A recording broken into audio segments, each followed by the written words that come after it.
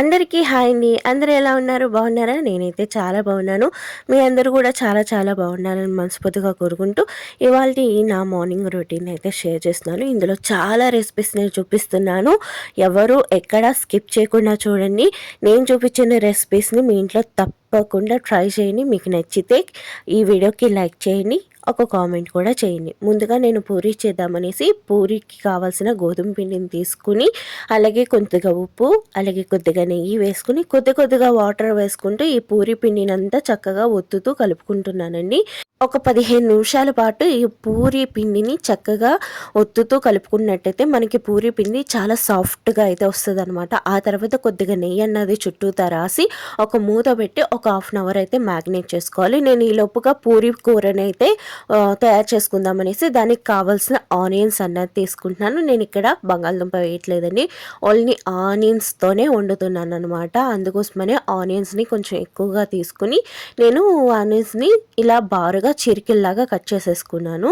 ఈ లోపుగా నాకైతే ఆకుకూరలు వచ్చినాయి అనమాట. మీకు తెలుసు కదా, పాపకి ఆకుకూరలు అన్నవి ఎక్కువగా వండుతూ ఉంటాననేసి ఎప్పుడు కూడా తరచుగా ఈ అబ్బాయి దగ్గరే తీసుకుంటూ ఉంటాను ఆకుకూరలు. ఇగోండి ఇలా ఆకుకూరలు అన్నవి తీసుకున్నా. అలాగే పైన కూడా కొన్ని ఆకుకూరలు ఉన్నాయన్నమాట. వాటిని కూడా హార్వెస్ట్ చేసేసుకుంటున్నాను. ఇవన్నీ కలిపేసి ఫ్రిడ్జ్లో పెట్టుకుంటాను అనమాట. వారానికి ఒక రోజుకి ఒక్కొక్కటి అన్నట్టుగా ఏటికి సపరేట్గా పెట్టేసుకుని నేను ఫ్రిడ్జ్లో అయితే స్టోర్ చేసుకుంటాను. చూసారుగా ఎంత ఫ్రెష్గా ఆకుకూరలు ఉన్నాయో. ఇవన్నీ కూడా మనం వేసినవి కాదండి, వర్మీలో వచ్చి గ్రో అయినాయి అనమాట. కానీ చాలా బాగుంటుంది ఈ తోటకూర అయితే. కాకపోతే చిన్న చిన్న మొక్కలకి వీటికి విత్తనాలు వచ్చేస్తాయి. మరీ పెద్ద పెద్ద విత్తనాలు వచ్చేస్తే కనుక ఇవి అయితే వాడకూడదు అనమాట. వాటిని పడేసుకోవాలి. ఇది కొన్ని చూస్తున్నారుగా, ఇది వచ్చేటప్పటికి పాలకూర. ఈ పాలకూర పాప మా అబ్బాయి దగ్గరే కొని వేసాను అనమాట. ఇదైతే చక్కగా వచ్చేసింది. ఇంక ఇప్పుడైతే పాలకూర కొనలేదు, అక్కయ్య గారు పైన వేసేసుకున్నారండి అనేసి అని అయితే అంటున్నాడు. అవునానే వేసాను అంటే సరే సరే అనేసి ఇంకా మిగిలిన అయితే తీసుకుంటున్నాను అనమాట. ఎంత బాగా వచ్చిందో చూసారా పాలకూర. మనం దీనికి ఏమి వర్మి అవి కూడా ఇవ్వట్లేదు, ఓన్లీ వాటరే అనమాట. మనం తీసుకుంటున్న మట్టిలో ఎర్రలు ఉన్నాయో లేదో చూసుకోండి. అదే ఏమంటారు, నేలపాము అంటారు కదా, కొన్ని కొన్ని ప్రాంతాల్లో కొన్ని కొన్ని పేర్లతో పిలుస్తారు కదా. అలాగే ఎర్రలు ఉంటే కనుక మనకి చక్కగా నేల మట్టి అన్నది గుల్ల గుల్ల చేస్తూ ఉంటుంది అనమాట.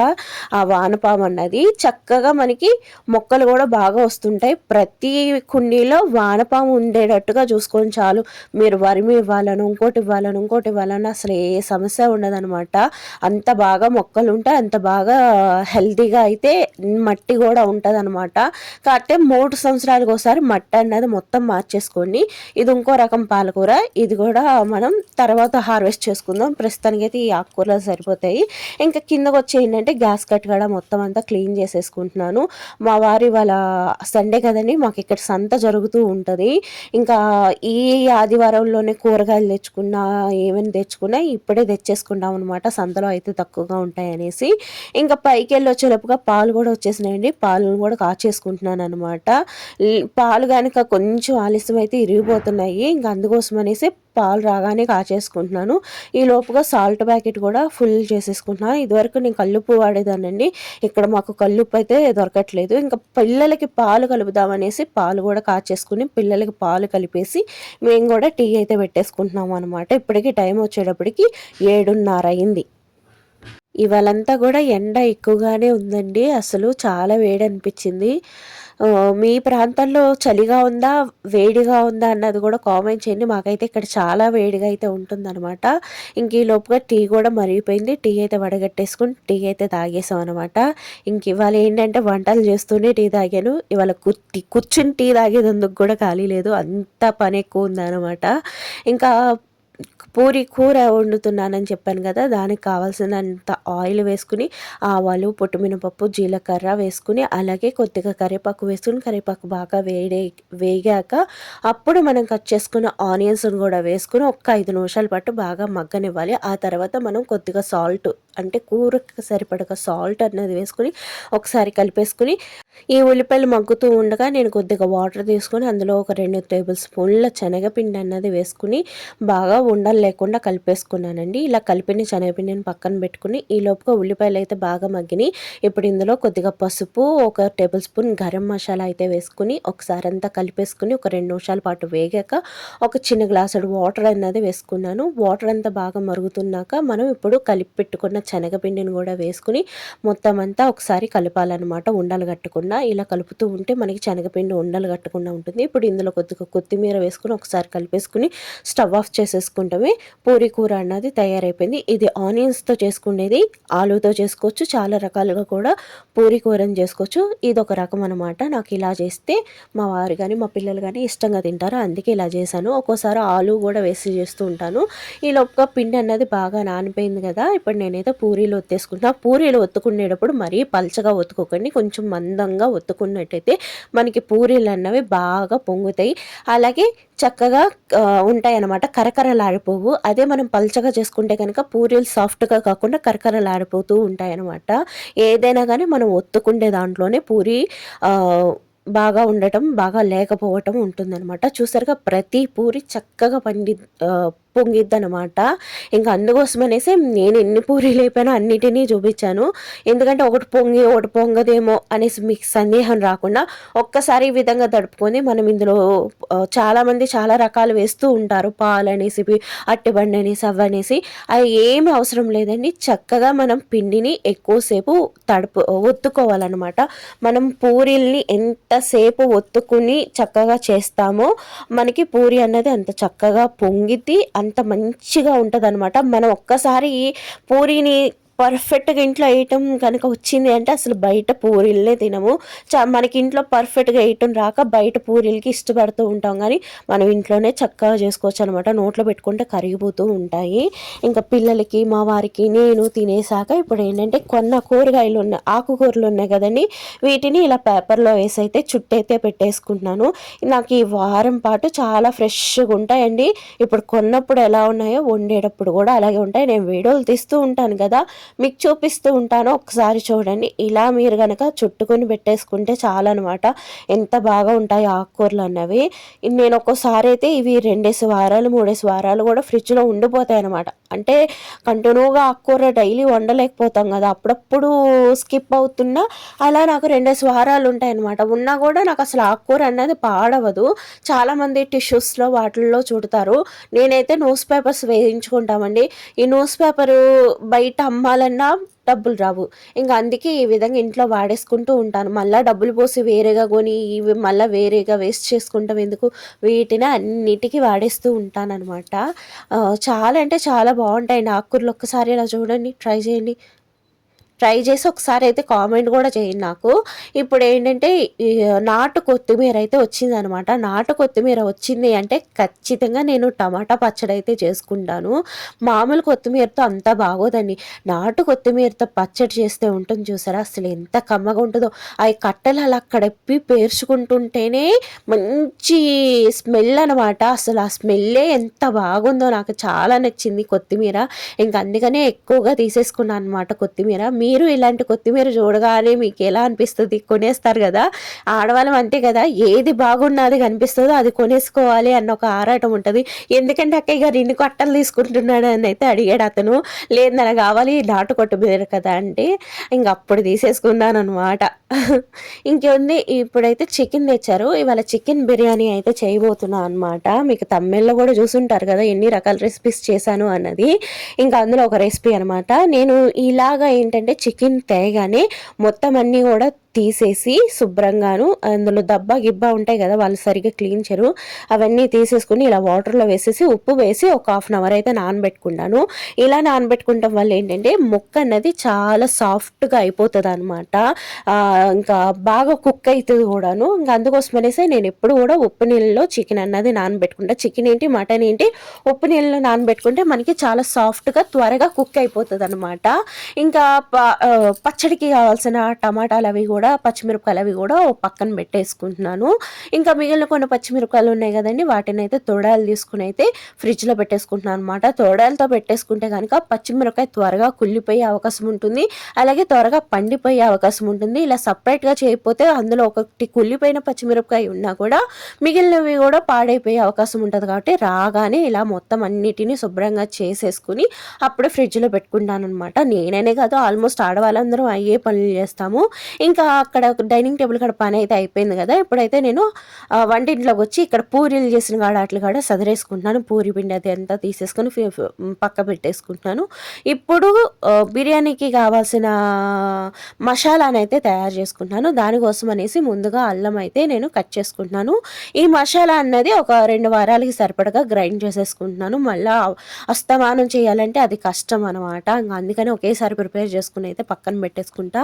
ఇప్పుడైతే వెల్లుల్లిపాయలు ఒలుచుకుంటున్నాను. ఈ వెల్లుల్లిపాయలు వచ్చేటప్పటికి పెద్ద వెల్లుల్లిపాయలన్నీ నేను పికిల్స్లోకి వాటిలోకి వాడదామని ఈ వెల్లుల్లిపాయలు తెప్పించుకున్నాను అనమాట. ఈ కేజీ వచ్చేటప్పటికి 600 రూపాయలు. మనకి నార్మల్ వెల్లుల్లిపాయలు కంటే కూడా ఇది కొంచెం కాస్ట్ అనేది ఎక్కువ ఉందన్నమాట.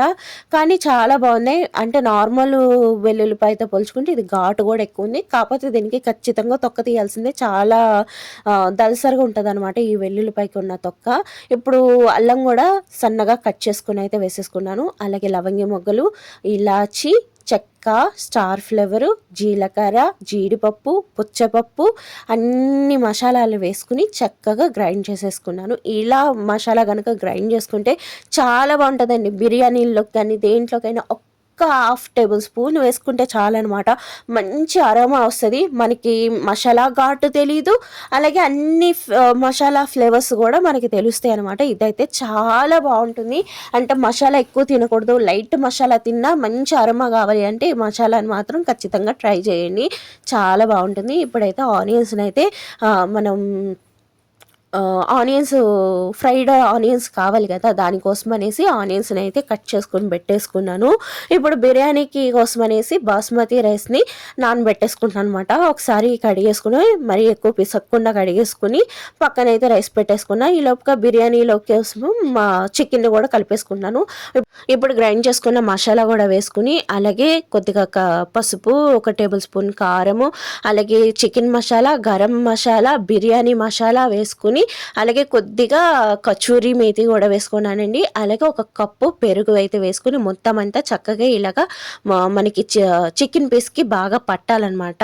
ఇప్పుడు రుచికి సరిపడగా, అంటే ఈ చికెన్కి సరిపడగా సాల్ట్ అనేది వేసుకున్నాను. సాల్ట్ అనేది ఎక్కువ వేసుకోకండి, మనం ఏ క్వాంటిటీలో చికెన్ తీసుకున్నామో ఆ క్వాంటిటీలోనే వేసుకోవాలి. అలాగే మనం ఉప్పు నీళ్ళలో నానబెట్టాం కాబట్టి చికెన్కి కొంచెం ఉప్పు పట్టే అవకాశం ఉంది కాబట్టి కొంచెం తక్కువగానే ఉప్పు అన్నది వేసుకొని, ఇప్పుడు కొత్తిమీర, పుదీనా కూడా వేసుకుని ఒకసారి అంతా కలిపేసుకున్నాను. ఇప్పుడు ఇందులోనే కొద్దిగా ఆయిల్ కూడా వేసుకుంటున్నానండి. ఆయిల్ వేయటం వల్ల మనకి చికెన్ పీస్ అన్నది ఇంకొంచెం సాఫ్ట్గా అవుతుంది అనమాట. ఇప్పుడు దీన్ని అయితే ఒక 1 అవర్ అయితే మనం మ్యాగ్నేట్ అయితే చేసేసుకుందాము. ఈ లోపుగా ఏంటంటే కిచెన్లో చూసారుగా టిఫిన్ చేశాక అంట్లు అవి ఉన్నాయి, అండ్ కొన్ని సింక్లో అదే బుట్టలో అంట్లు ఉన్నాయి. ఇవన్నిటిని కూడా సదిరేసుకుని అంట్లు అయితే తోమేసుకున్నాను. ఇవన్నీ చేయడానికి 1 గంట టైం అయితే పట్టింది. ఇప్పుడైతే నేను బిర్యానీ రైస్ ఉడికించుకోవటం కోసం అనేసి కొద్దిగా వాటర్ అనేది తీసుకున్నాను. ఆల్ స్పైసెస్ అయితే వేసానండి, చూస్తున్నారుగా. ఇప్పుడు చెప్పేందుకు కూడా వీడియో టైం చాలదు, అందుకే చెప్పలేదు. ఇప్పుడు బిర్యానీ మసాలా, గరం మసాలా, ఉప్పు కూడా తీసుకుని ఇందులో వేసేసుకున్నా. కచూరి మేతి వేసుకున్నాను, అలాగే కొత్తిమీర, పుదీనా కూడా వేసుకుని 1 టేబుల్ స్పూన్ నెయ్యి అన్నది వేసుకుని కట్ చేసుకున్న పచ్చిమిరపకాయలు కూడా వేసుకుని ఇప్పుడు మనం గ్రైండ్ చేసుకున్న మసాలా కూడా 1 టేబుల్ స్పూన్ వేసి మొత్తం అంతా ఒకసారి కలిపేసి దాన్ని చక్కగా మరగనిద్దాము. అది మరిగేలోపు ఏంటంటే మనం ఇప్పుడు మ్యాగ్నేట్ చేసుకున్న చికెన్ ఉంది కదండి, ఏ దేశాలో అయితే బిర్యానీ చేయాలనుకుంటున్నామో అందులోకి ఈ చికెన్ అంతా మొత్తం అంతా వేసేసుకుని మొత్తం ఈవెన్గా సదురుకోవాలన్నమాట. జాయింట్లు అన్నవి మధ్యలో పెట్టాను, జాయింట్ ఉడకడానికి టైం పట్టింది కాబట్టి మంట తగులుతుంది కదా, అక్కడికి కరెక్ట్గా పెట్టుకున్నాను అనమాట. అలాగే ఇప్పుడు మనం కడిగి నానబెట్టిన బాస్మతి రైస్ను కూడా వేసుకున్నాను. ఈ పక్క వచ్చేటప్పటికి ఫ్రైడ్ ఆనియన్స్ కూడా వేపేసుకుంటున్నాను. ఇప్పుడైతే మనం చికెన్ ఇందులో వేసేసుకున్నాం కదండి, ఇప్పుడు దీని లోపల ఒక 2 గరిటెల ఆయిల్ అయితే వేడి ఆయిల్ వేసి మూత అయితే పెట్టేసుకుందాం ఒక 10 నిమిషాల పాటు. ఈ లోపుగా బిర్యానీ వాటర్ కూడా వేసుకోవాలన్నమాట. బిర్యానీ వాటర్ నేను ఒక 4 గరిటెలు అయితే వేసుకుంటున్నాను. ఎందుకంటే నేను ఇది రైస్ని 70% ఉడికిస్తారు అందరూ, కాదండి నేనైతే 50% అయితే ఉడికిస్తాను. అప్పుడు ఏంటంటే నాకు పర్ఫెక్ట్‌గా మనకి కుక్ అయిపోతదనమాట. ఆ 4 గరిటెలు వాటర్ అందులో ఎందుకు వేశాను అంటే, ఇప్పుడు మనం చికెన్ అనేది కొంచెం పెద్ద పీసెస్ కొట్టించుకున్నాం కదండీ! దానివల్ల ఏంటంటే చికెన్ ఉడకటానికి కొంచెం టైం పట్టిద్ది. అదే కనుక అందులో తగినంత వాటర్ గనక లేకపోతే కనుక అడుగు పట్టేసే అవకాశం ఉంటది.